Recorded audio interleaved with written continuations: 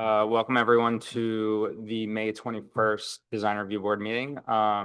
We're going to wait a few minutes while two board members, we give them some time to come that they're expected. So just sit tight, please. Thanks.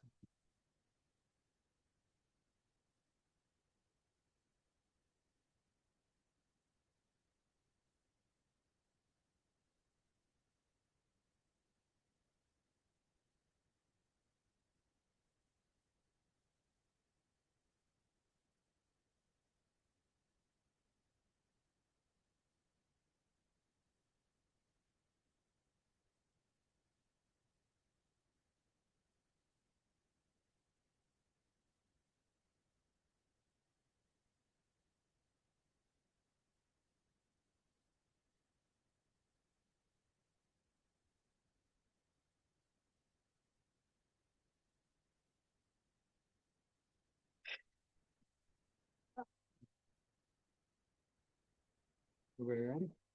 All right. Oh, thanks. All right, thank you. So have we done roll call? Is it? Is it? Okay, all right. Good evening, everyone, and welcome to the May 21st Design Review Board meeting. First up is roll call.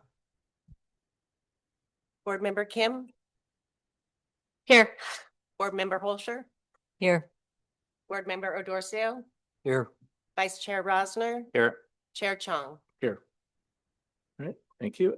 Now is a chance for oral communications for any items that are not on this evening's Design Review Board agenda. If you have anything that you wish to speak about that is not on this evening's agenda, if you could please come forward. Also, if you're on the Zoom call, if you could use the raise hand feature at the bottom of the Zoom screen and we'll let you in.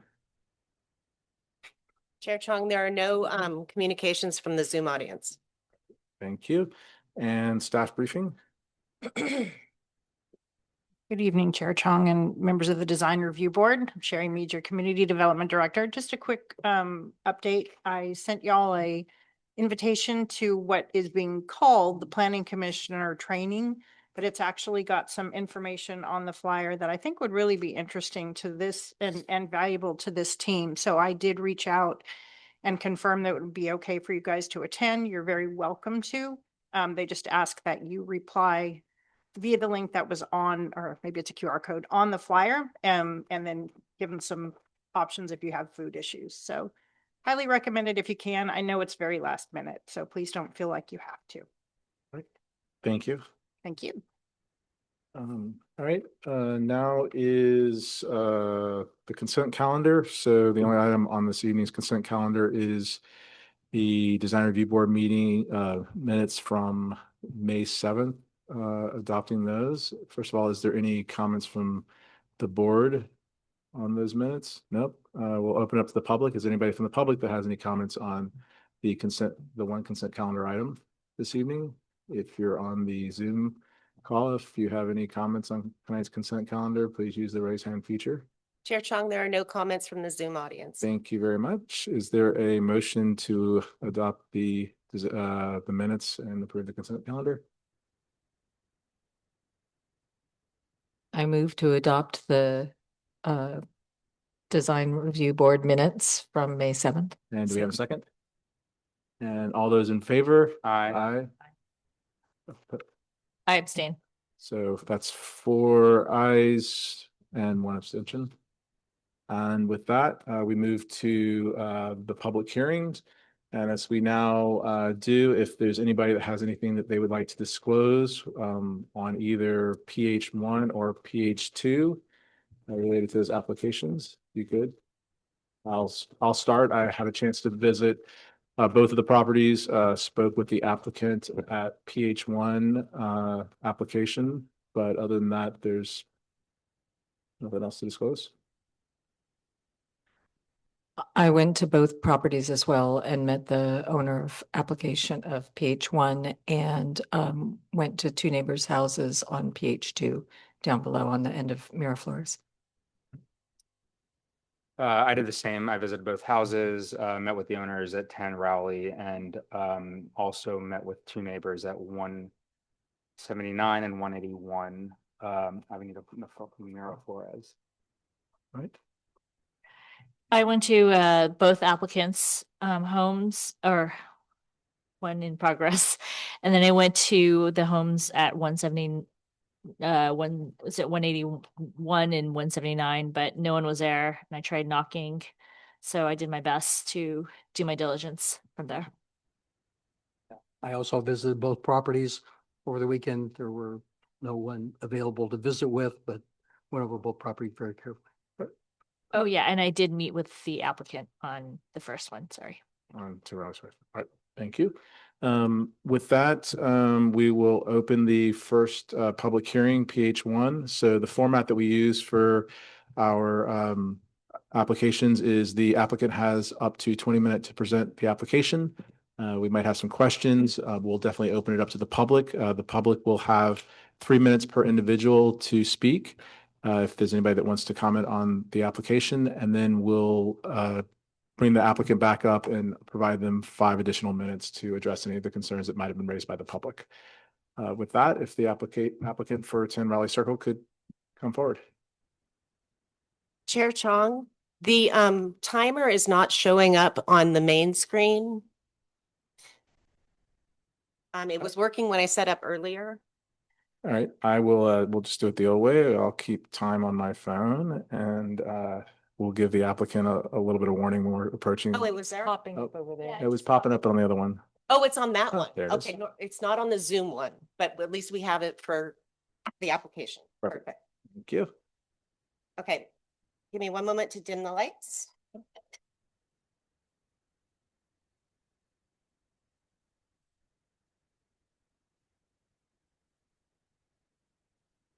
Okay. Right. Okay.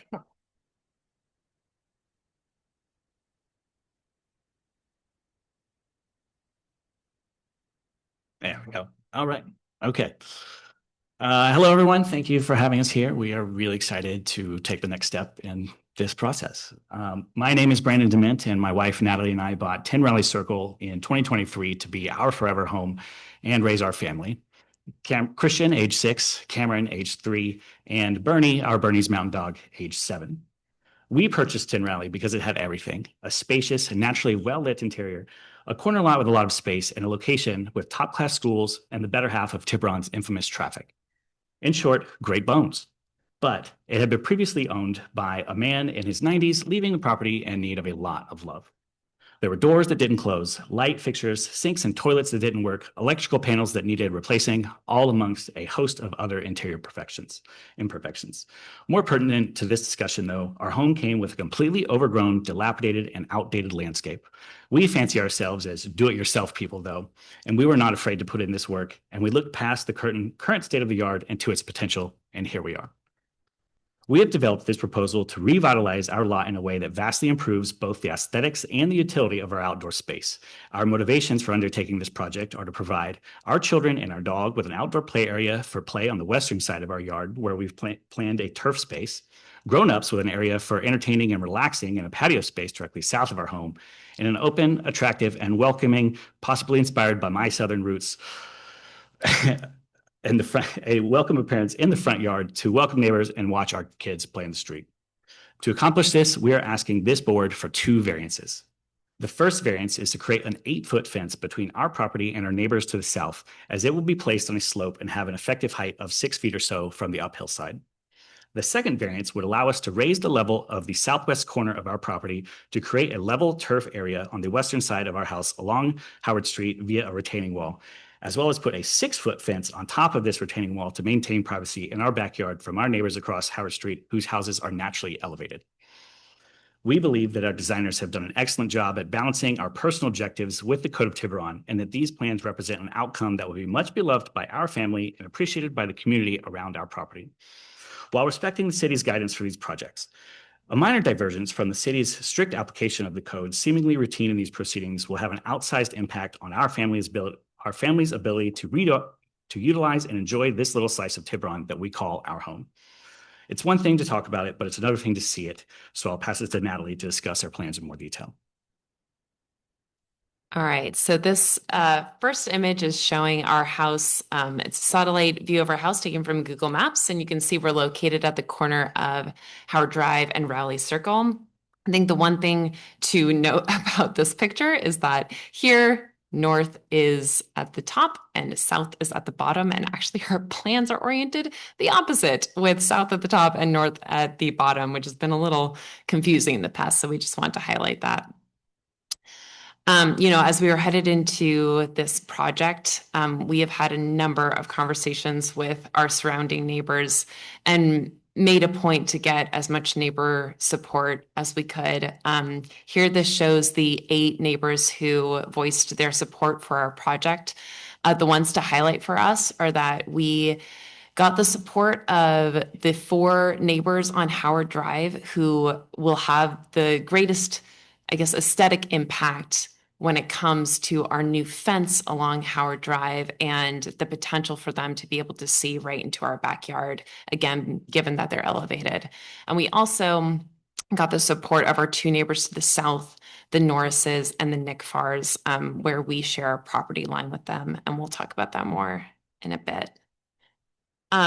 So just to kind of set the format for how we did this, in the red boxes are where we are removing something, whether a structure or vegetation, and the black boxes are where we are keeping either a structure or vegetation. So this is our existing front yard. As you can see, we're removing a lot of the brush and juniper and other vegetation that's really kind of cluttering the front yard, while trying to keep the 2 largest trees in our front yard, the horse chestnut and the mature white birch.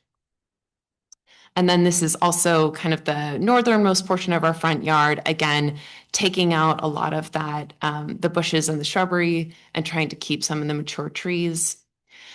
This is the segment of our plans regarding the front yard. Overall, what we were trying to achieve with our front yard was creating an open, welcoming space. So again, clearing out some of that cluttered brush work, keeping trees, while also establishing a pathway that goes directly from our sidewalk to our front door, rather than having to have neighbors and other visitors walk through our driveway. So this is the backyard, an existing picture of our backyard, and the long horizontal red box here is the fence that's going to be removed. And then behind that, you can see that there are some hedges that are also going to be removed. This is it kind of on the more western side of our property. Again, we're going to be removing this fence as well as the hedges behind it. And then moving on to an image of the actual plans, the overall features of our revised backyard are that we are going to be putting in a paved patio, as well as a pathway to a soaking tub. And then on the western side, a flat turf yard for our children to play. I think here's where we'll talk about the first variance that we're asking for in more detail. And it helps before talking about the variance to hear about the history here. The red line here is where we have our existing fence. The color's not showing up super great here, but in between that and the green line, that yellow chunk right there, that's actually a public utility easement. So right now, our existing fence is on the easement border, not on our actual property line. When we first started diving into creating this proposal, we had Richardson Bay Sanitation come out and actually mark where the sewage line actually is. And as it turns out, it is directly under the existing fence. So one of the things they told us from the get-go was that we would not be able to build a new fence on top of the sewer line, which is what prompted us to move it to the property line, which is the line shown in green. One of the aspects, though, about this is that there is a steep, sudden slope from the easement line to the property line, which is the exact reason why we were asking for an 8-foot fence in this new area. This was something that was, we collaborated with the Norrises on this particular variance. We were in close contact with them from the very get-go. One of the things that was important to them was that we retain privacy between our two properties. We are uphill from them. And, you know, if you have a fence that is shorter than 8 feet, if you're standing on that paved patio, because of that downslope between the easement and the property line, you get an effective height of about 6 feet. Anything shorter than that, and we truly would be looking right into our neighbor's backyard, which was, of course, undesirable for the Norses and honestly undesirable for us too. We think, though, that our designers did a really great job here in proposing a fence that's 6 feet of solid fencing with a 2-foot trellis on top, which maintains the privacy, but also, you know, kind of diminishes any effect that might be, you know, kind of have the feel of like a castle wall or something like that. Moving on to the west side of the yard, again, showing a lot of the dead trees that we've got currently along Howard Drive and some of the very old vegetation that we have here. The one thing that I want to notice or to note about this picture is that if you head from north, which is on the left side of this image, to the south, which is on the right-hand side, you can see that there's a slight slope there, which is part of the reason for the variance, which I'll get to in a second. Here, this is the west side of our yard, but from the backyard. And again, you can kind of see in the left-hand side how it really kind of dips down in that corner, which is the southwestern corner. Here we show the removal of our current fence and gate on the west side. And then this image is shown from as though we were standing where the new gate and fence are going to be towards the front of the house and showing the removal of the existing one. So here is the proposed plan. So the red line is the existing fence and gate that we are proposing to have removed. And then the green line is the new gate and fence plus retaining wall that we are proposing. The gate is going to be pushed up towards the front, and then the new fence and retaining wall along Howard Drive is going to get pushed closer to Howard Drive. One of the things that we were trying to accomplish with this set of plans is we've got 2 young boys. We really wanted to have as big of a flat turf area as we possibly could for our kids. And we think that our designers did a nice job in creating a proposal that really kind of diminishes or at least mitigates as best we could the overall height of the retaining wall that is underneath the proposed fence. So first of all, you've got a couple stairs that are headed from the paved patio down to the turf. So trying to lower the level of turf as best we could. Unfortunately, we weren't able to lower the turf anymore because it's up alongside our foundation, and carving out any more area there would have been potentially problematic and certainly a lot more costly. But then also along the actual new fence plus retaining wall, there's really only a section that is the 3-foot retaining wall with the 6-foot fence on top of it. As you head from south to north, the overall height of the retaining wall diminishes as you move towards the front. And so the hope is that from the outside, again, you won't have that sort of like fortress appearance because the retaining wall diminishes as you head north. In addition, this is one of the things that, again, we wanted to be very careful that we received support from all of our Howard Drive neighbors who are elevated from us and who, are going to be looking at this wall from outside their windows, this wall and fence, and all of them expressed their support for this variance. All right, so this is our current existing driveway. One of the things that we are looking to do is just to expand the cement area in the front of our house. So the red is where we're going to be removing some vegetation there. The black on the left-hand side is where we are retaining vegetation, along up towards the front here, towards the street. That's about 17 feet in width. And you'll notice the line of trees that are going to be retained there. Here is just kind of another angle where you see the vegetation that's going to be removed. And then here's kind of standing like to the, I guess, east side of our house, looking towards the street. And again, you can just kind of see a different angle. Here we show in yellow, that's essentially where the vegetation or the paved part would end and the vegetation that's being retained would start. And you can see a car parked on the street outside of it. And here's just the plans showing the same thing.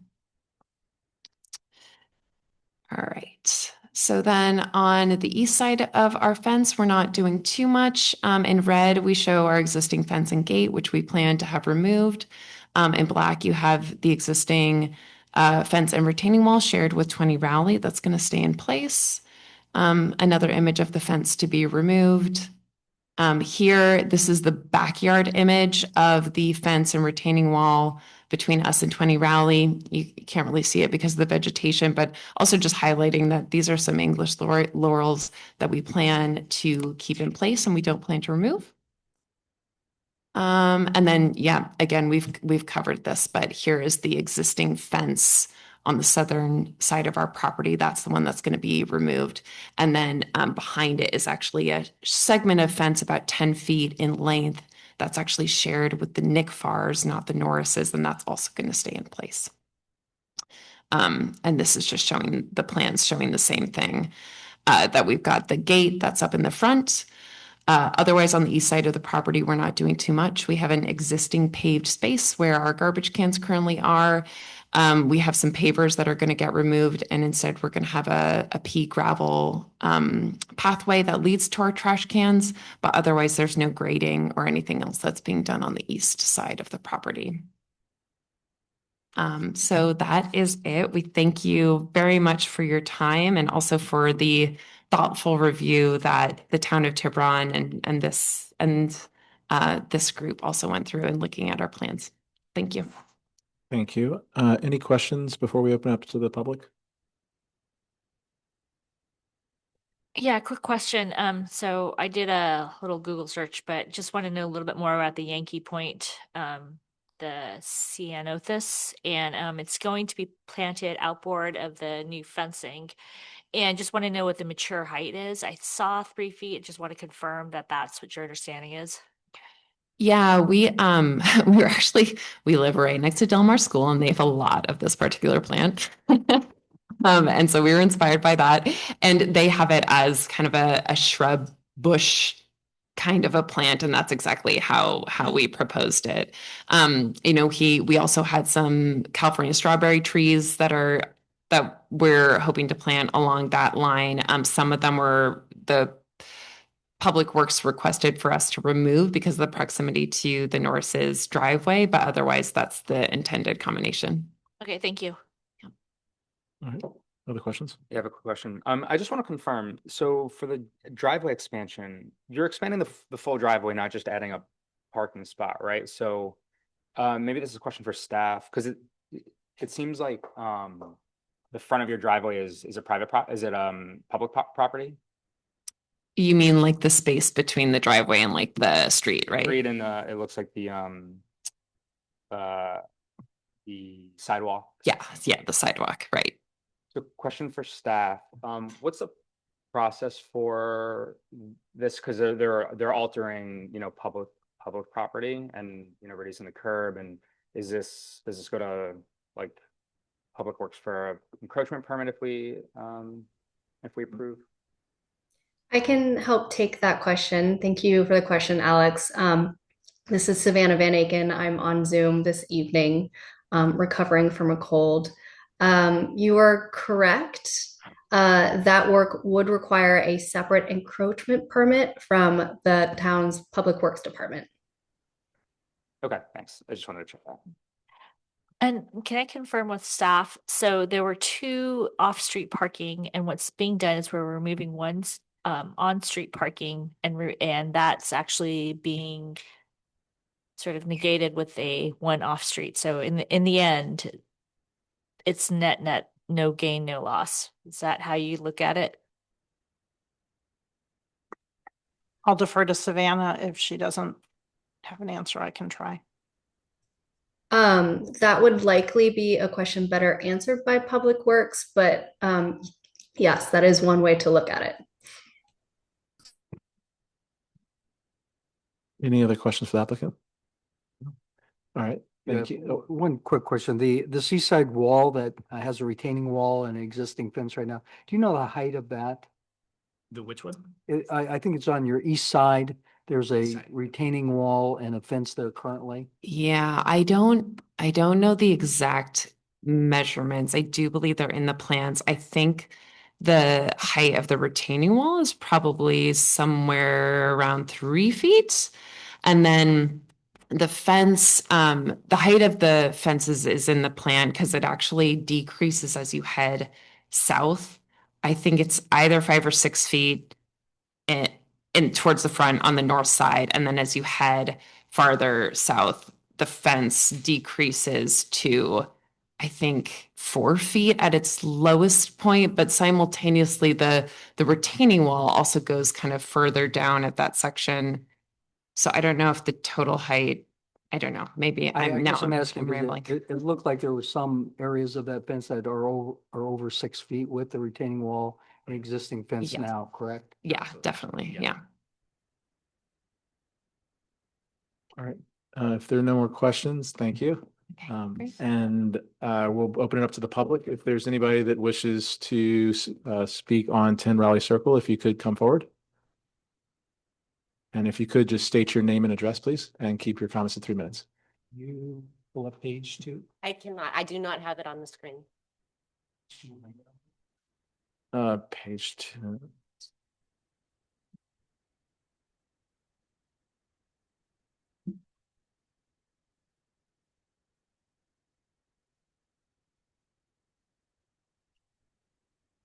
I'm sorry, late Late mail mail number two. 2? Is that what?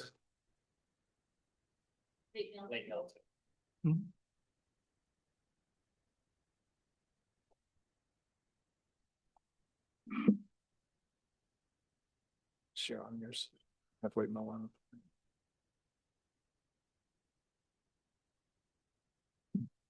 All right, whenever you're ready. It's downloading. No, there we go. Okay. Are you guys ready? Okay, I'm gonna start the timer. Thanks. David Middleman. My family has lived here in Tiburon at 20 Raleigh Circle for 15 years. And for the past 10 years, I've wanted to fix and replace the shared fence and shared retaining wall that is on the shared property line with 10 Raleigh.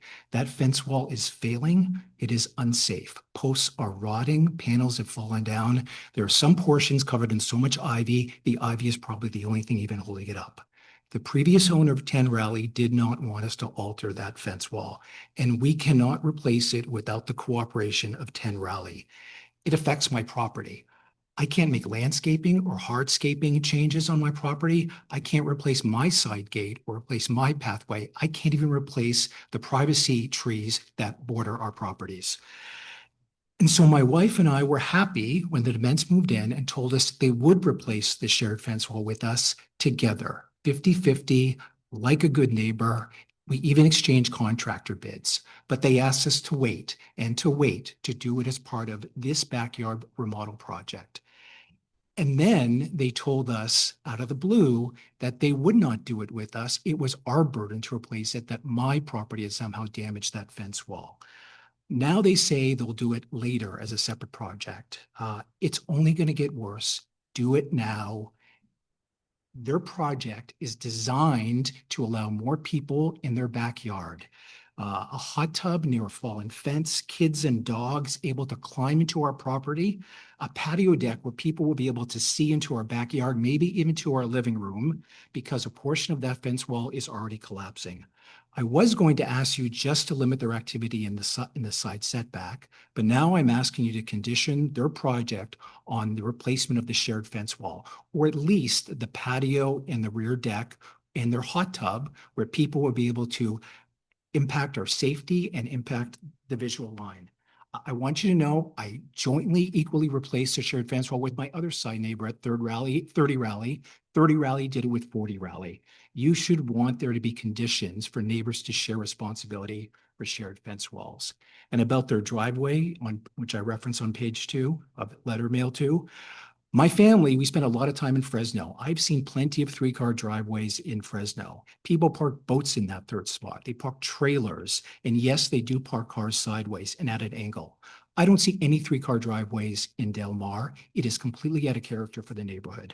I know that street parking is tight, but 2 cars fit in that spot space now. They want to reduce it to 1. If you let them have a 3-car driveway, are you going to let everyone have 3-car driveways? My family has a genuine concern that headlights will shine into our driveway, lighting up our bedrooms and our property. Final point about their variance request for the fence walls they do want to replace. There's no objections for me. I would have signed the neighborhood letter also if the Dements had asked me. Thank you. Is there any additional public comment on this application?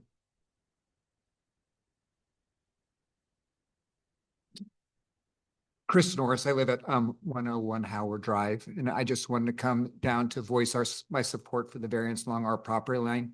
Natalie explained the situation perfectly. Any fence lower than 8 feet would have them looking into our yard just based on the slope of the hill.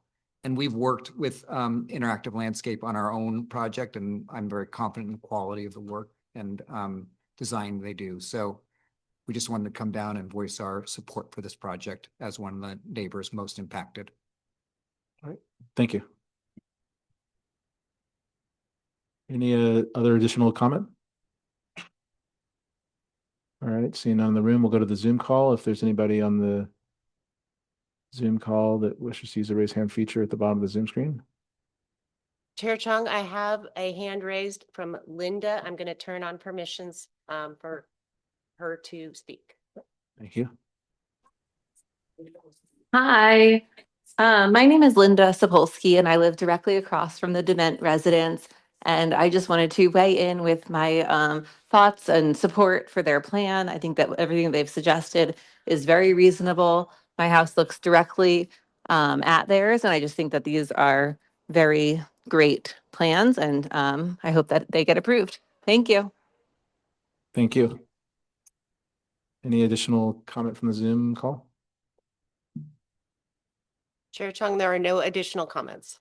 All right, thank you. With that, we'll bring the applicant back up. You have up to 5 minutes to use to address any of the comments or concerns that were raised. All right. Well, thank you so much to the neighbors who voiced support tonight. And thank you too for the Middlemans for expressing their concerns. So we bucket the Middlemans' concerns into 2 broad topics, one being the shared fence and the retaining wall, and then the second being the expanded driveway. I think to begin with the shared fence and retaining wall, honestly, I think this just boils down very simply to 2 neighbors who have yet to agree on their shared fence and retaining wall. And how that's going to be rebuilt, which I'm sure the DRB is very familiar with these types of debates. I do have to say we are in front of our broader Tiburon community. We happen to be in front of a lot of neighbors tonight because there are Del Mar topics on the agenda. But I think we have to state that his characterization of our collaboration with the Middlemans, and especially how it turned a bit sour, is frankly just completely inaccurate. It is true that we have been in discussions with the Middlemans since we moved into our home in 2023 about the shared fence and retaining wall. And over time, 2 things were learned about this particular project. One is that at first, we came in thinking that it was just the replacement of a fence. And over time, we learned a lot more about the state of the retaining wall, how it was deteriorating, and specifically what some of the likely causes of its deterioration were, and specifically the uphill potential causes, including lack of drainage, that could be responsible for how it's deteriorating.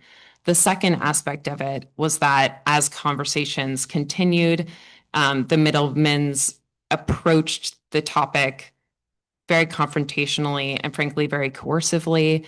And over time, the conversation fell apart a little bit, which is why we opted to exclude that fence and retaining wall from these particular sets of plans. We didn't think it made sense to hold the remainder of the plans hostage while we continue to have this particular conversation with the Middlemans. Of course, that's exactly what David is asking you to do tonight, and we don't think that's right, and we don't think it's appropriate. Frankly, it's a conversation that ought to be happening between us and the Middlemans. And hopefully following tonight, we can continue to have that conversation and work towards repairing or replacing the fence and retaining wall, because we agree that it is going into disrepair. I think the other piece that they had questions about was the expanded driveway. I think maybe just to start our response to that, I think there's been a lot of focus on it potentially being a parking space. And we put a car on there because there were some questions that the Middlemans had originally, specifically about the orientation of the car.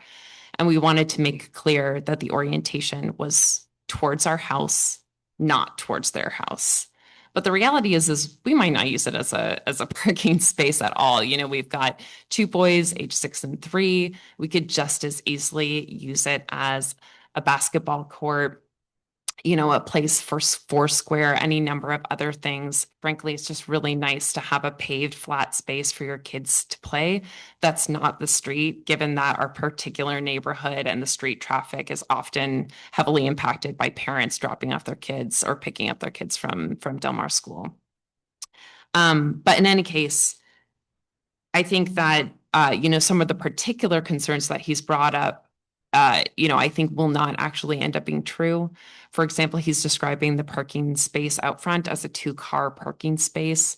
And unless you have a car like the Middlemans have, a teeny tiny Volkswagen, I mean, that is at best a plus size space. And given that most of the cars around here are SUVs, we really just think that currently that is a single parking space. And then after our project's going to be done, it will also be a single parking space. As for parking at an angle or perpendicular, I just don't know why we would ever do that. But even if we did, in some strange hypothetical scenario, if we parked perpendicular instead of parallel, the reality is we are retaining substantial vegetation in that area, including a full line of trees and a lot of brushwork and shrubs in front of that. We're at 5 minutes, so if I could just get you to wrap up your. Yeah, no worries. That's it. I think you guys get the gist. Thank you again so much. We appreciate it. All right. Any questions for the applicant before we close the public portion of the hearing? No?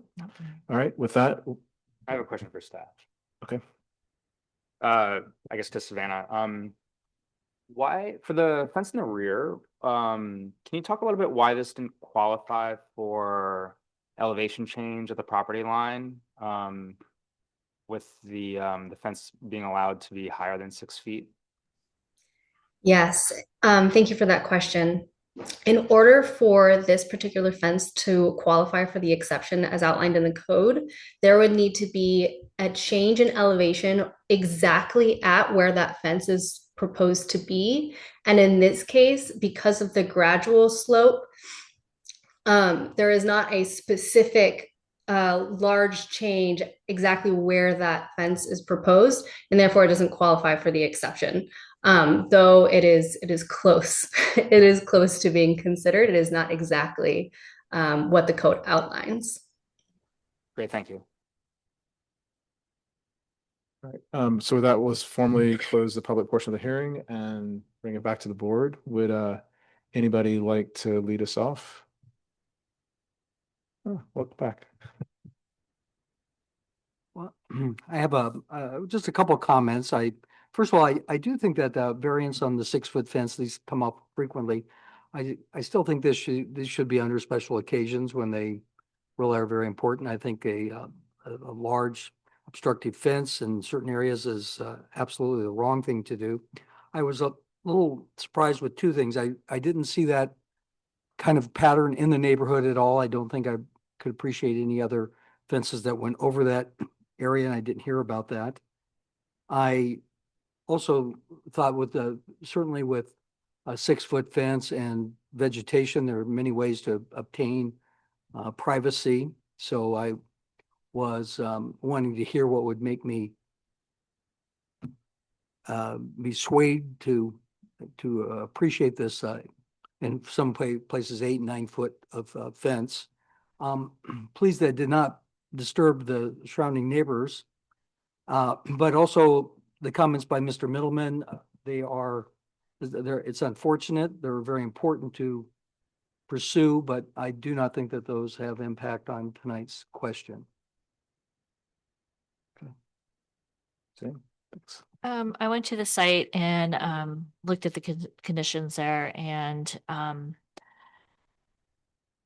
the cause for the variance is because of the slope, because you have the retaining wall. So I can comfortably get behind that. So and for the driveway, I mean, if it were a net loss, I'd think differently, but to me it's a net neutral. To be, you're taking one street on-street parking and convert it into an off-street, it's fine.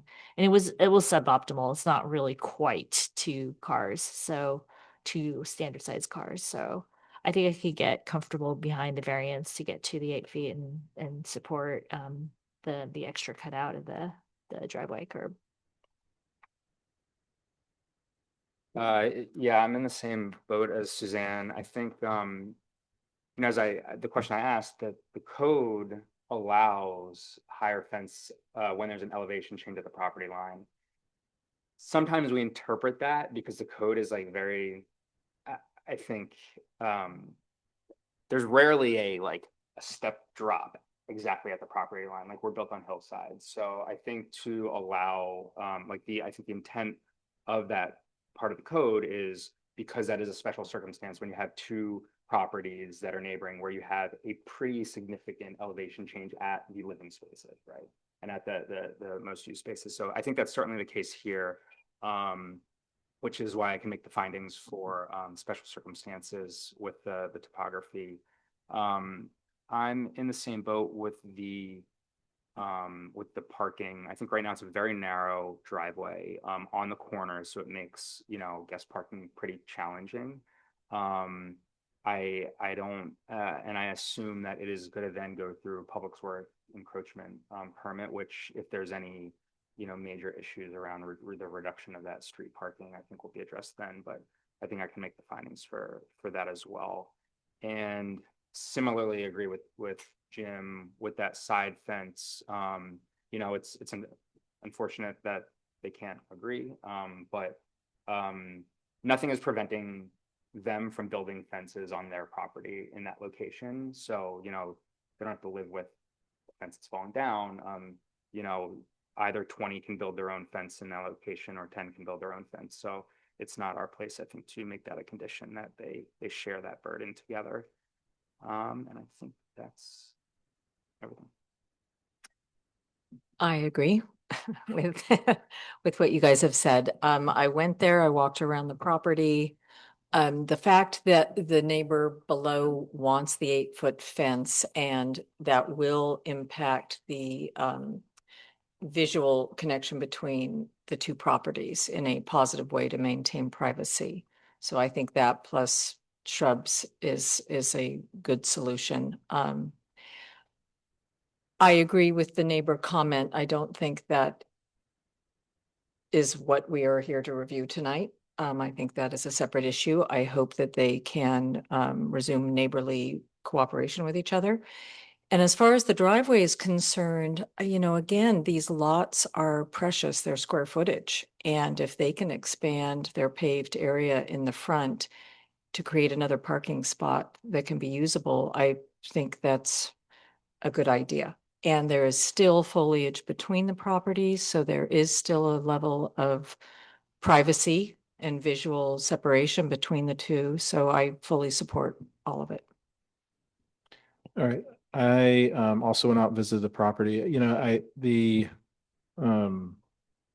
shared fence, gives you pause, right? Like, hey, is this something that we should consider? It's not, part of the application.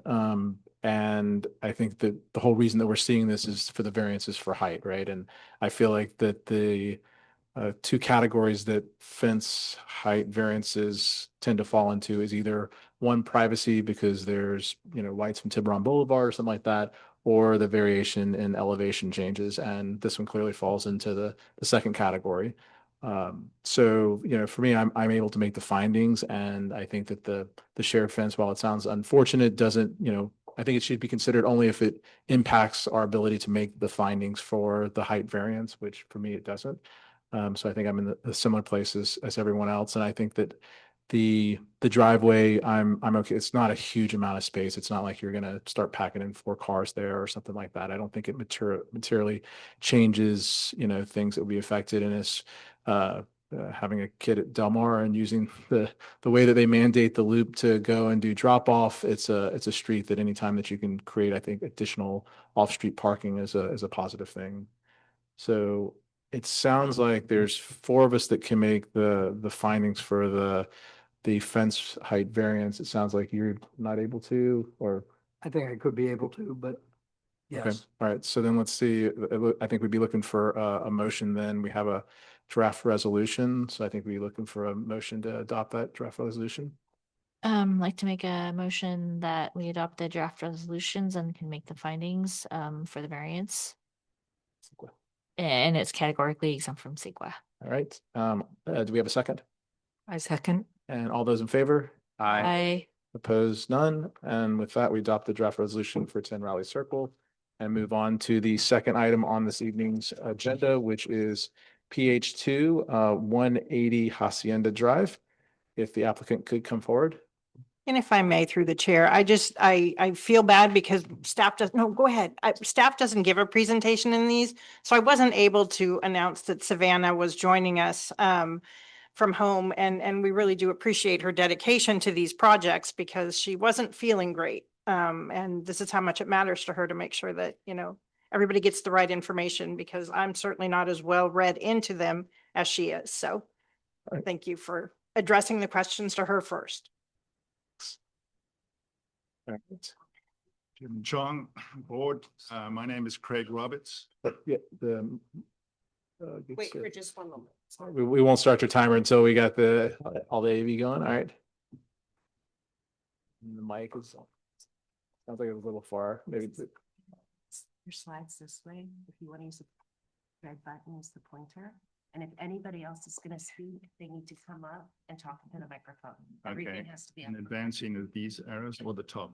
No, this one and this one. Okay. And it's really hard to hit the red button. Thank you.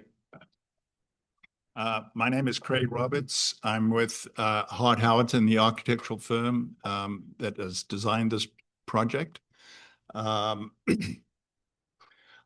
Whenever we start a project like this, we look at it contextually in a larger site, and which is what we did here.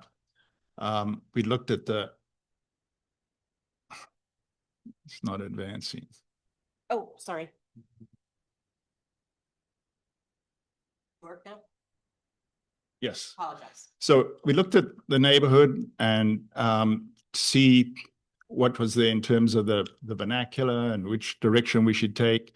A lot of 3-4 story houses, a lot of 2-story houses, a lot of large massing. This particular site was pretty unique. There was a previous residence on it, which was demolished. It's got magnificent views, and we wanted to do something special, guided by the Hansons. They are neighbors at next door, have been there for 30 years, and wanted to simplify and step into a smaller house while their children took over the main residence. This is an overview of what we looked at in terms of the neighborhood. The house we proposed, 180, is on the right-hand side. There's about 2 to 250 feet between the residence to the lower houses. There's a large swath through the center. Whoops. There's a large swath through the center here of brush. in preparation of the site, we cleared to our boundary for fire mitigation.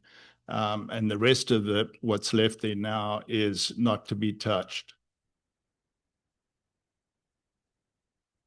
Here's another view showing the side slope. On 180 Hacienda itself, we dropped from the roadway 50 feet across the site, and then it continues to downslope. These are some off-site views. This is the shot from Hippie Tree, showing the proposed residence on the right-hand side. And from Stewart Drive. These again were off-site views we took, trying to be conscious of how it was located and the massing, and how we could sort of minimize the impact. This is the site plan showing the actual buildable area with the setbacks behind it, the existing road to the south here. And you can see this is the 100 contour, and we drop down to the 50 contour down below there. There's one flat spot in this area, which we took advantage of and laid the house out, starting with the driveway closest to the roadway, and then moving on to this corner for the main part of the house, the big view living room, and then working across it to the master bedroom. These folks are looking at this as an age-in, so it was all on one level. We could have, we looked at the idea of, do we pull it back from the front edge? But that would have meant going to 2 stories, which would have been more of an impact on the massing. So we did a sub-basement instead with a walkout basement. Here you see an overlay of the existing footprint in the shaded area with our footprint beneath it. You see the existing footprint actually encroached into the right-of-way. This is the layout of the house we came up with, and again, to mitigate and break up the massing, we showed step backs and in and out. This part here is the highest part, and then it steps down, down, down to the master bedroom. The garage is behind, off an order court. There's a grassed area and an open pavilion with a pergola over it with an outdoor barbecue.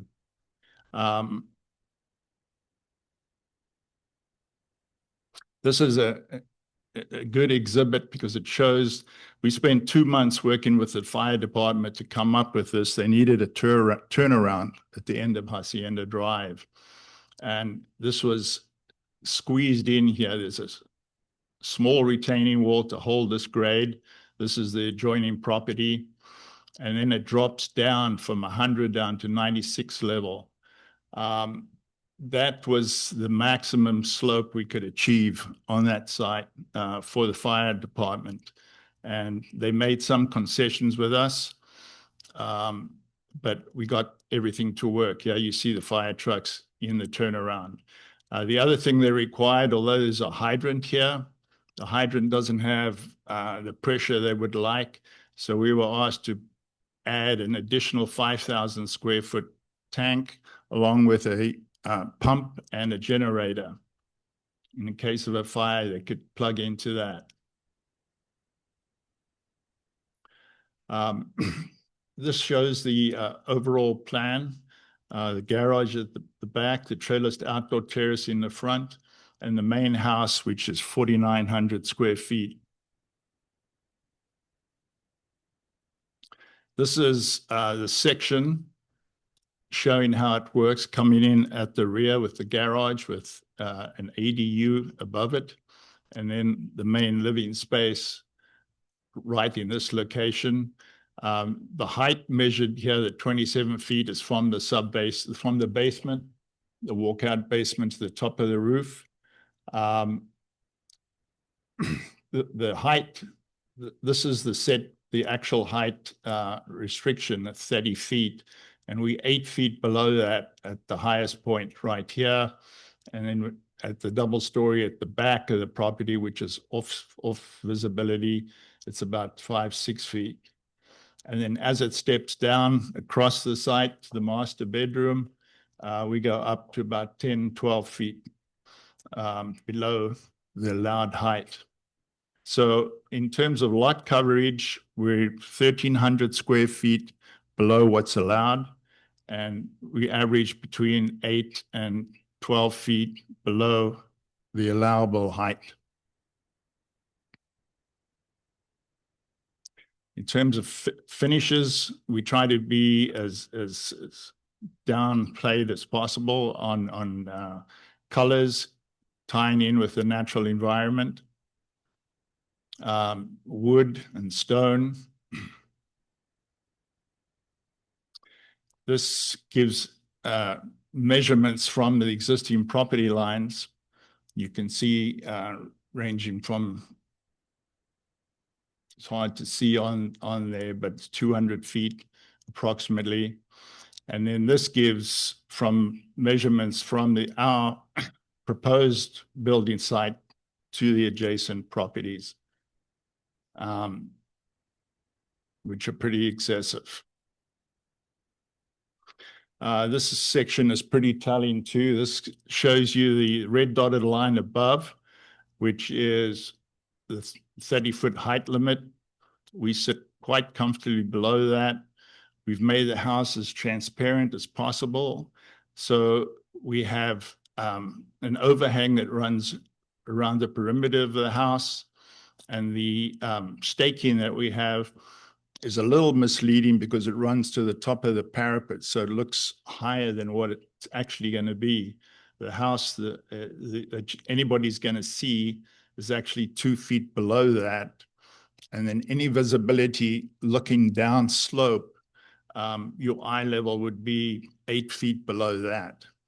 So part of the design criteria from the Hansons was they wanted the big view looking out to the bay and the mountains, and wanted to sort of block out the foreground view of any residential downslope. That's why we're keeping this tree mass here, and they've proposed additional planting in the foreground here to try and mitigate and enhance that visibility issue.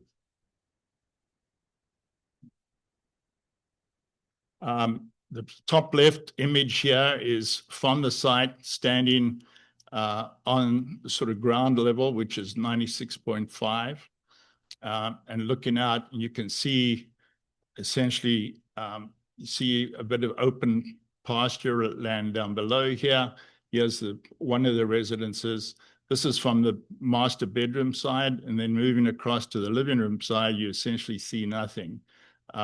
This part that is cleared out in front here was for the fire mitigation, and nothing further is going to be cleared, but we are going to be enhancing with further planting in this area. This is taken from the bottom right. This is taken from the street down below, looking up to see what we see in terms of the staking. And there's nothing visible right there.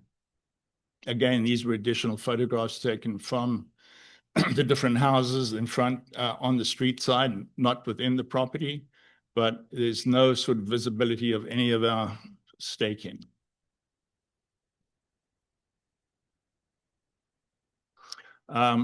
This is from 179 Avenida Miraflores from the backyard.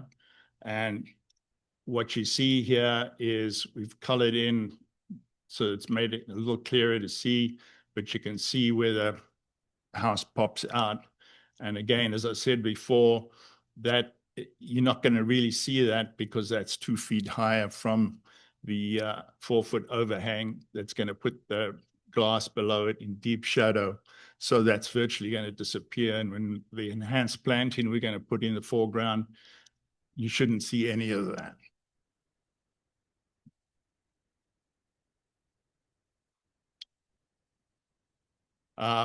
Going back to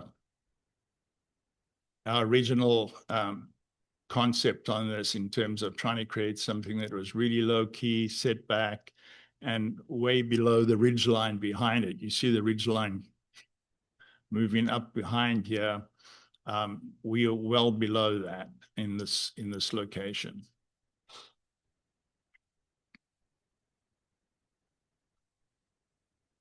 I believe that's it. I'd like to ask Mrs. Hanson to have a word. I just wanted to introduce myself. Katie Vogelheim. I was born and raised in Mill Valley, California. My sister's here. There were 3 brothers.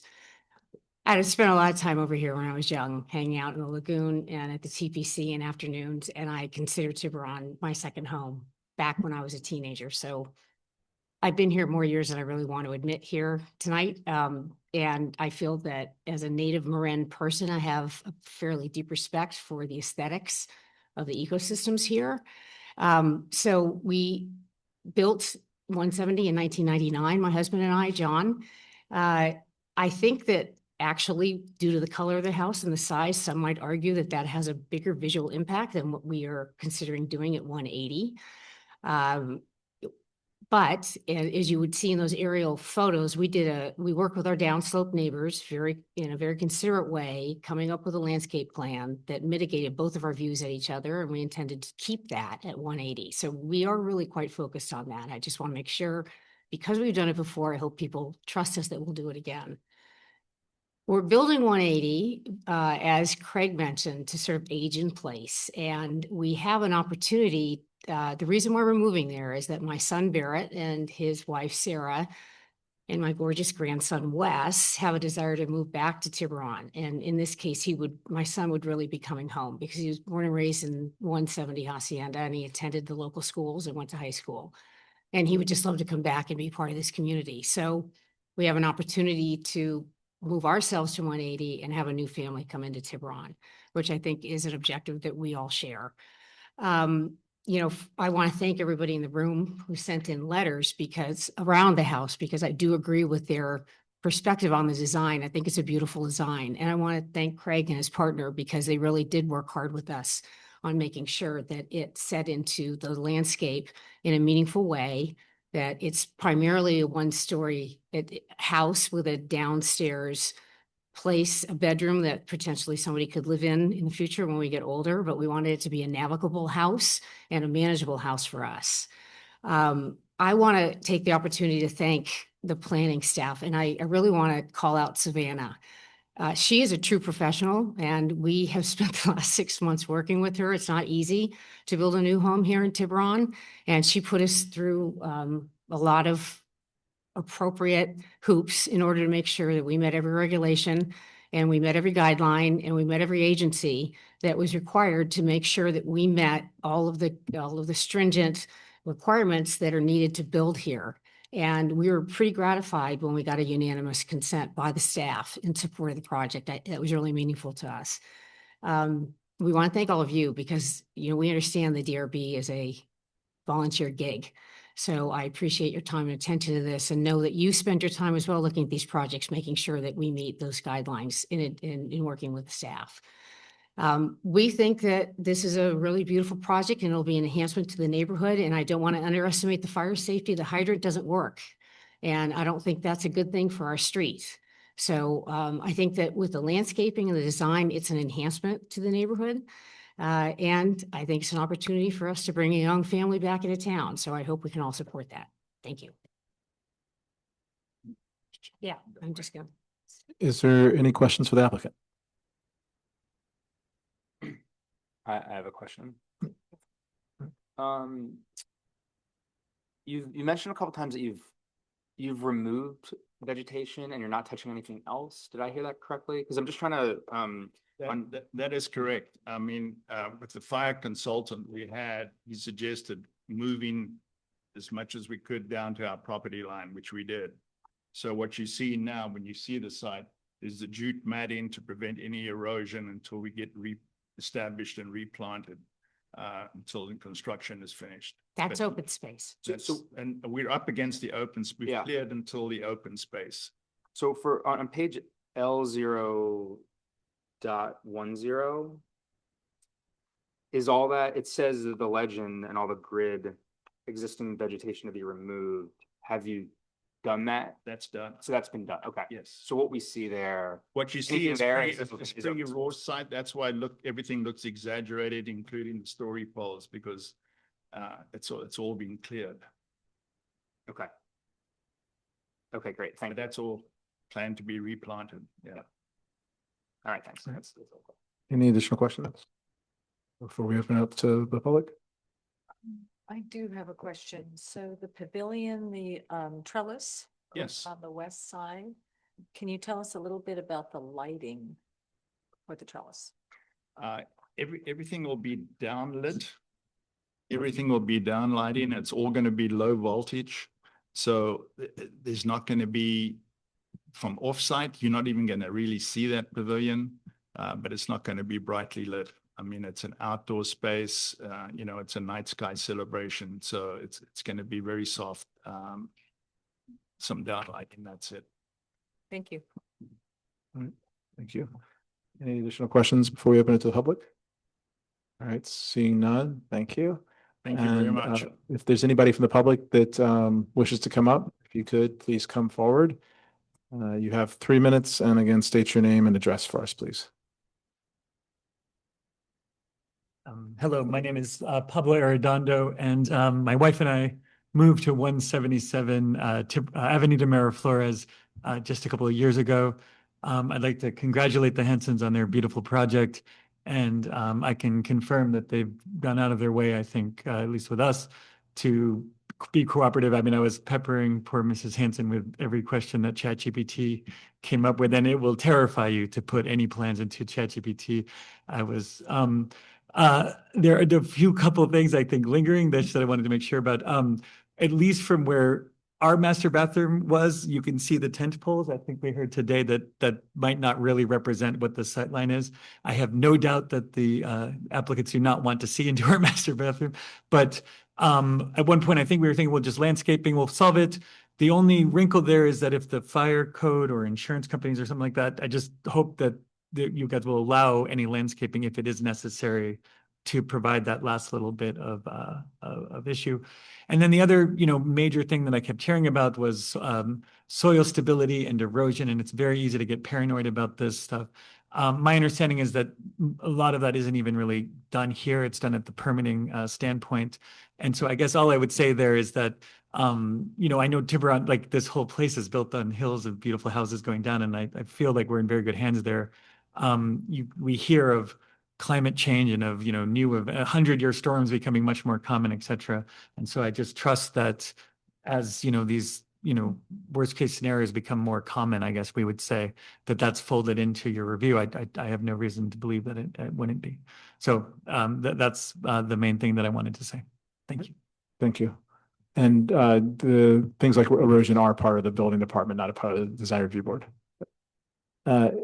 Anybody else that wishes to speak on this project, please come forward. All right, seeing none in the room, we'll go to the Zoom call. Is there anybody on Zoom that would like to use the raise hand feature to speak? Chair Chong, I have a hand raised from the email dfriend@harvestproperties.com, and I'm going to turn on their permissions to speak. All right, thank you. Hi, can you hear me? Not really. Can you hear me? Who's talking? We can hear that you're talking, but it is too quiet. Is that any better? Oh, dramatically. Okay. I'll speak up. Good evening, and thank you for your time. I'm Danny Friend. I live at 179 Avenida Miraflores. I think our house was just kind of shown on some of the appendices or examples from the presentation. And my husband Charlie and I live here with our 4 children, and we've lived here since 2017. While we appreciate the applicant's design efforts for the property, we do have serious concerns about the project's impact on privacy, visual scale, and compatibility with the natural hillside setting. Based on the story poles, and I appreciate the kind of conversation around this specifically today, but based on the story pole locations and the plans that we reviewed, the home will sit prominently along the ridgeline and look directly down into our backyard and rear living spaces, fundamentally changing the sense of privacy we currently enjoy. Some of the photos that I think were shown basically looking at our house from like a very low angle, but if you come into our backyard and in our second floor in particular, it's really a direct shot into the new property that's being built. We respectfully ask that the board require several modifications to reduce these impacts. First, we would like to see the home pushed back farther away from the downhill edge wherever feasible to lessen the looming effect over the neighboring homes below. Second, the apparent massing and visual bulk. We'd like to see that be reduced so the structure feels more integrated into the hillside rather than dominating it from below. Third, we ask that the rear facing glass, any elevated terraces or outdoor areas facing the downhill be minimized to reduce those direct sight lines into the neighboring homes, especially at night. Seeing all the glass, you know, imagining it at night being lit up, we'd be looking directly into their living room. We'd also strongly encourage the preservation of the existing mature vegetation, which I'm thrilled to hear is the plan. I think our concern was just that, as Pablo was mentioning, if there were some insurance requirements or future requirements from the fire department, that our last kind of line of defense and all the natural hillside vegetation would be removed and kind of leaving us very bare and exposed to the new property above. So we just want to make sure that that will stay and that there's some kind of condition that it will stay in its evergreen state. And if it is having to be removed, there would be some replacement of that in the future. And finally, we would just ask that the exterior lighting be carefully limited. I think this was just talked about as well, but you know, having a brightly lit home above us would definitely cause issues in our home where we're trying to keep it dark and help our children get to sleep. So just don't want to have a lot of bright light kind of beaming down on us. And our concern is just not that a home is being built, just that the current design, scale, and placement create an unnecessary and permanent impact on the privacy and character of the surrounding hillside and neighboring homes.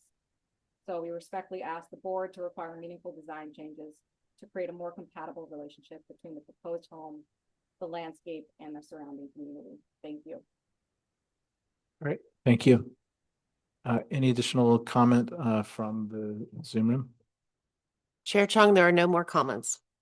Thank you. With that, the applicant does have 5 additional minutes to come up and address any of the concerns that were raised. First of all, let me say we'd be very happy to meet with any of these folks on the site and go through in detail so that there is a good understanding of what we're trying to do, and make it very clear that there's no visual impacts onto their privacy. Now, as I pointed out earlier, if we have to pull the house back, it means we go up a floor to get the square footage, which will be impactful on everybody down below us.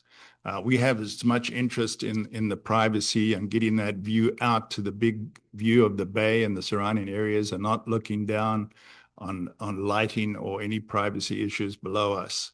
So I think it's just a matter of misunderstanding maybe, or not perfectly clear, because it is difficult right now looking at the present sight lines to get the full picture. But we would be more than happy to meet with anybody on site to assure them that these things are going to be taken care of. And it's, in terms of the landscaping, it is cleared in terms of fire control, and we put in the non-invasive plants back in there, low water, and they'll be providing the screening between 20 feet and 15 feet down lower. Yeah, I just wanted to emphasize that it's the vegetation everybody's talking about that they're fearful will get taken out is not the last line of defense. The last line of defense is the landscaping we're putting in on our property, and there will be trees. They've been indicated in the plans. It's just hard to sort of see the dimensional view of them. And maybe what might help would be coming up with that dimensional view for our neighbors so that they could see, once the trees are in that we propose, what that will look like. But as Craig showed the sight line, when somebody's standing in our house, we can't see down into anybody's yard. That's just the way that's just how far back we are. I will address the lighting. We don't want to be in a we might be getting old, but we don't want to be in a place that's really brightly lit. That's not pleasant for us either. So, we have come up with very low level lighting throughout the entire house. And when we're outside, I will echo what Craig says. We don't want lights on. We want to see the sky. We want to be, in the nature. So, we do not intend to have a heavily lit property. And of course, there are guidelines that that we've already met on and how we do the lighting both outside and inside. Just another point which I didn't make earlier is the house, we're using the house essentially as a screen. With the Hansons living there for the past 30 years, they're very aware of the wind coming in from the south. And we've created sort of a windbreak with using the house on the front edge and created that courtyard back out of sight, private and wind free. So just wanted to make that clear. Okay. Any additional questions for the applicant? Yeah.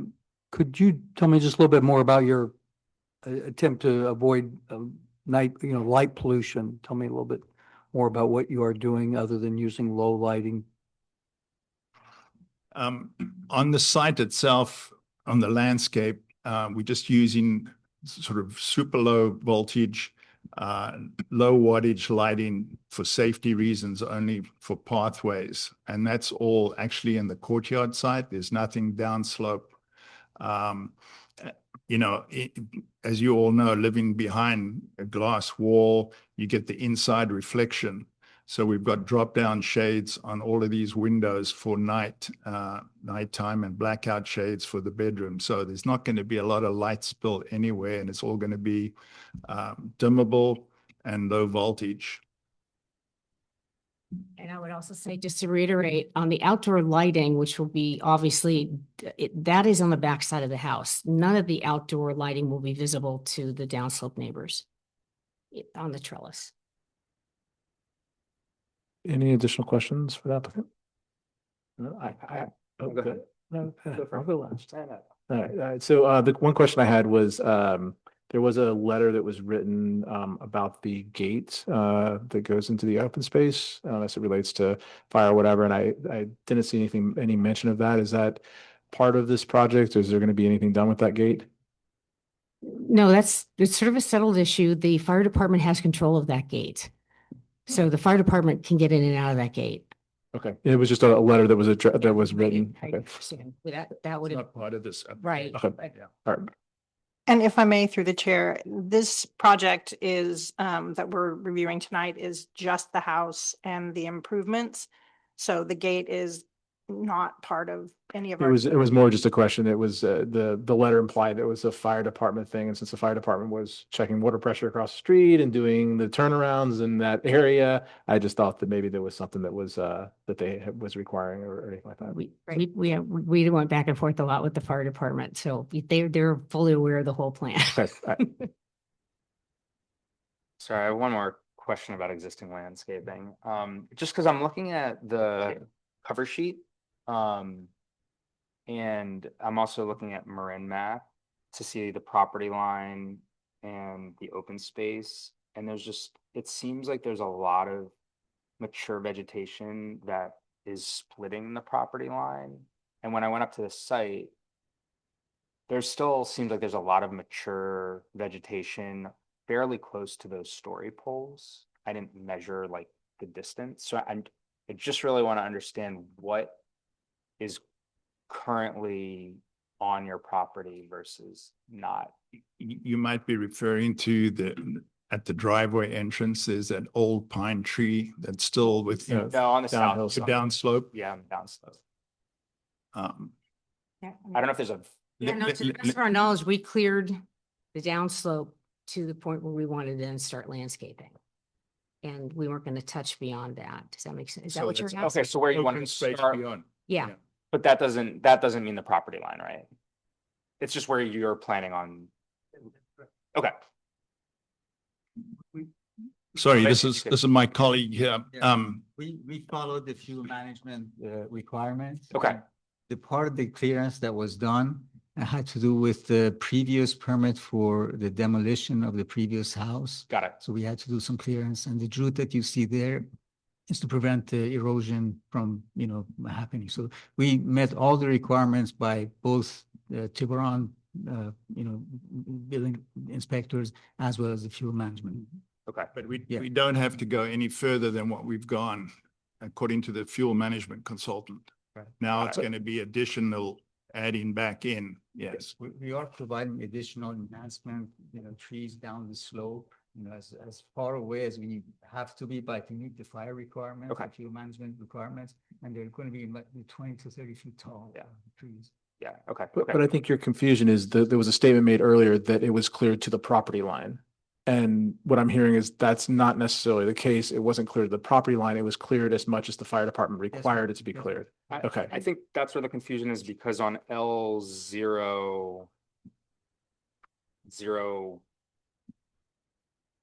10. Well, my apologies if I misspoke there, but we don't have to go further than that according to the fire management consultant. It was just, Yeah. it was, And because the plans bring it to the property line that say everything removed. That's Okay, so I want to kind of ask one more question just to be super clear on this. The foliage that we see now down the hill, is that staying? Yes. Okay. and does the plans correctly represent that? Because we don't want there to be a yes, but an approved set of plans that have it being removed. So maybe could we get staff to just confirm that the plans that we were presented as part of the application correctly represent what's also being stated from just a removal of vegetation? Savannah, if that's a Hi there. Yes, thank you for that question. I also would be relying mostly on sheet LO.10 to confirm, where it is exactly that landscaping is going to be removed up until. Really what you're asking is where exactly are the property lines? And to that, I would say, I would leave it to the applicant to demonstrate where exactly those property lines are on the property. So if the applicant can speak to that a little bit clearer, I think that would be helpful. Yeah, so the requirement again by the fuel management consultant is actually go up to the property line or to provide. I mean, they do go to the property line as far as the fuel management requirement is with the fire hazards we've had in Lorraine County. But beyond that, in the open space, we cannot touch anything in the open space. So that's up to the municipality to Tiburon, do any clearance outside of the open. But we have provided, drought tolerant and fuel resistant planting that meets all the requirements of the allowable planting within. We're providing mitigation replacement for the planting That we've taken out, yeah. You can go to And- the and- landscape plan. maybe. Yeah. Yeah. Where's that? Good. Keep going. I think where there's a little, I'm sorry. Yeah, this one here.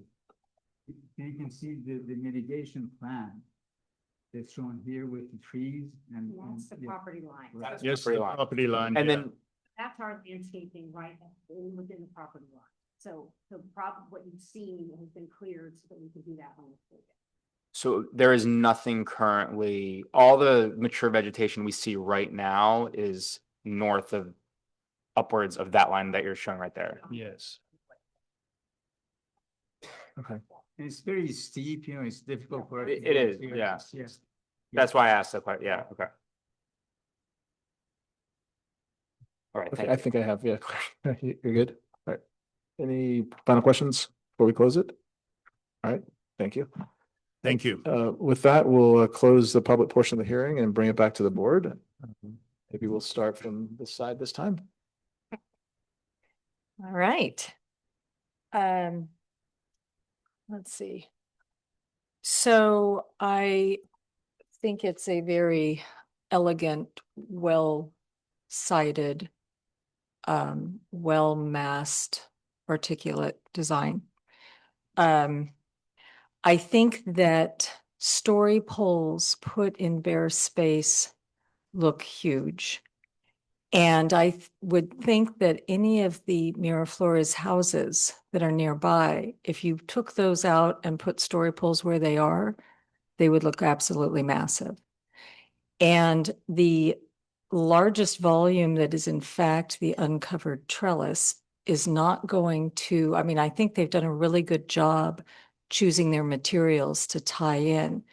And again, the problem with story poles is it's so stark and it looks huge, and you're not getting the push and pull of the positive and, you know, the negative and the voids. And I was able to go into both 181 Miraflores and 179. And 181, I couldn't see the story poles until I was right at the back doors of the backyard and I looked down. You know, I had to bend down and then look up. I understand and appreciate that when you don't have anything there and then you have some story poles up above you, these are very far away. And what is visible is the roof line. And so the floor and where people are going to be is much further, it's below that. I think that we get used to having the view, the vista of foliage, the incredible views that everybody gets to share up there are in the other direction, down to the bay. And I appreciate, again, you know, when you're used to having something and then something else is new there, it's like, oh my God, you know, it feels threatening.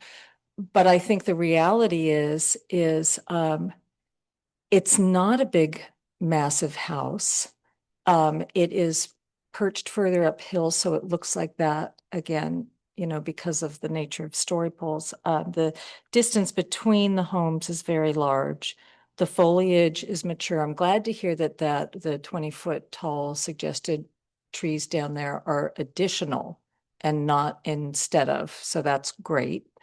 I didn't realize that was open space in between the properties.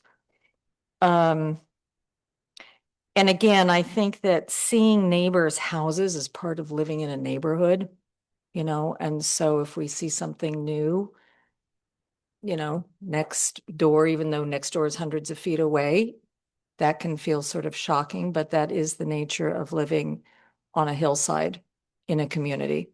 And I think that this one is very well done, and I don't have any issues with it. I think it's, you know, again, it's all mostly on one level, and where the second level is, it's down below, dug into the ground. You know, so I think it's been sensitively thought of. It's clearly been worked on for a long time as well. So I am supportive of it, exactly as it is. I largely, I agree, with, board member Holscher. I think what surprised me when I got up to the site was how proportional the structures were. I was expecting, seeing some of the pictures and kind of seeing some on Google Earth, like it to be much bigger when you're there. And I think it is really, as Phoebe said, it's the fact of living on a hillside and kind of imagining, oh, well, what if all that vegetation goes? Then you're going to see the house, you're going to see the glass, and I'm not sure any alternatives of reciting, redesigning the house would really mitigate any huge impact if all those trees were gone. And I think that it just, the fact that it's open space, I think the fact that, you know, we can't control what happens in vegetation, and that's kind of the only thing to discuss is, you know, they are putting a pretty sizable planting plan. And, you know, they have that is, and they have to kind of execute on that. So I think, you know, whatever happens with that vegetation in the future, I think they are adding back quite a lot to kind of mitigate it creeping up as some of that vegetation kind of, if it were to go. So that's a roundabout way of saying, I can support the project, as designed. I don't think, any minor changes are gonna be, really, necessary, from my side. Right. Thanks. I went to the site. I don't know if I should say this, but yesterday I went to UC Berkeley fire research. They did a whole bunch of studies on all the WUI fires that happened over the past 5 years, and they did a regression on what was the biggest cause. The biggest cause was vegetation. It's a proximity of vegetation to the structures. That was the biggest indicator of whether or not there was complete mortality of the structure. So I'm a little, I'm a little sensitive about vegetation, especially in these WUI areas. And look, insurance is going to change. Insurance companies are skittish, and they're getting worse and worse. So there is going to be probably a mandate, at some point in Tiburon, because we are an orange area now, to start reducing some of the vegetation proximity to our housing. That said, the way that the siting is on the site plan, they could have taken the extreme view and pushed the building way towards the view, and they didn't do that. They pulled it back. And you see all the other houses and why we have the hillside guidelines. It's because everything is masked like these 4-story or 5-story monstrosities. This is I like it. It's an elegant solution. It's 1 story. It accommodates aging. I mean, we are all worried about that, and stairs and all that stuff. And it's supposed to be 1 story. They have the perfect site. I think they have enough flat areas to do that. So, there's nothing in the hillside guidelines saying you can't see another property. There's nothing that says that. So then the other argument that's coming in is privacy. But as Phoebe said, we're talking 200 feet. And nobody wants to look in there, and nobody also wants other people looking into your house, right? So it goes both ways. I feel strongly about this, so I think I could support this project as is. I think it's a lovely design. It's very sensitive. It could have done a lot more. I could see it, somebody have come in and pushed it way out and made like a 3-story or 4-story thing and asked for a ton of variances. So I think this is very sensitive, and I can get behind it. So, and they didn't ask for any variances, so I'm good with it. My biggest concerns coming here tonight were really about the location of it, the footprint. I think you answered these questions that I had very appropriately. The difference between what was there and what is going to be placed, looking at, could you move it closer to ridgeline, closer to the road? I think this is a very nice solution. I almost chuckled though when you said you try to keep it low key. It's a beautiful home that you will see from Tiburon Boulevard. I think it'll be a home that is always recognized, and I wish you good luck in doing it. Yeah, I mean, my comments are very much along the same lines. I think when it comes to impact on a neighbor, like every project falls in the spectrum, right? On how much impact it can have, right? We could have just as easily seen someone that did a 2-story right to the edge of the property, painted white with a flattening of an area to create a pool and a pool house and all these things, and that's not what we see. I think it's a lovely project that very much saved a lot of us. We regularly have to send applicants back to say, no, that is too impactful. Go do this, push it, have you considered a 1-story design or whatever? I think the applicant really came with the design that was trying to get it right the first time. And so for me, it's a pretty easy one to support. So with that, it sounds like we're all in the same place, and we'd be looking for a motion. Just confirm we have a draft resolution for this. Yes, so we'd be looking for a motion to adopt the draft resolution as drafted. I move that we adopt the draft resolution and that the project is categorically exempt from CEQA. And do we have a second? I'll second it. All those in favor? I Opposed? None. And with that, we adopt the draft resolution and move to the last item, which is adjournment. Thank you, everyone. So first.